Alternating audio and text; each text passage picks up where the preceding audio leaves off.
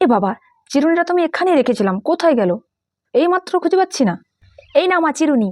ও, তুই নিয়েছিলি, দে। উফ, মুখে মাখাটা যে কোথায় রেখেছি এখনো খুঁজে পাচ্ছি না। সেই ক্রিমটা কত শখ করে আনলাম একটু মুখে শীতকালে মাখবো, কিন্তু খুঁজেই পাচ্ছি না। যত আমি ঘরটা গুছিয়ে রাখি, এই মেয়েটার জন্য কোনো ঘর আমার গোছানো থাকবে না। এই না মা, এই তো।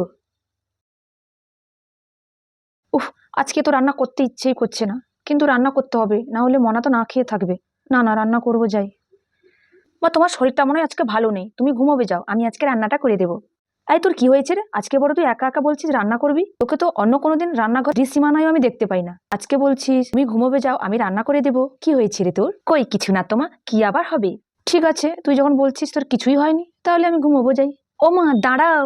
আবার কি হলো? তোর সঙ্গে গল্প আতালে কি আমার মাথা যন্ত্রণা ছেড়ে যাবে? সর তো, আমাকে বিরক্ত করিস না। ও মা, ওই যে আমার কিছু একটা হয়েছে, ওটাই বলবো, তুমি দাঁড়াও একটু। হ্যাঁ, ওইটা মানে তোর কি হয়েছে, কোনটা? মা মানে সবাই উইন্টার ভ্যাকেশনে ঘুরতে যাবে, আমিও কিন্তু বন্ধুদের সঙ্গে ঘুরতে যাব। ও, এই জন্য সকাল থেকে আমার পেছন ছাড়ছিস না, আমাকে এটা সেটা সেটা সব গুছিয়ে দিচ্ছিস, আবার রান্না করবি বলছিস? তোর এত বড় সাহস!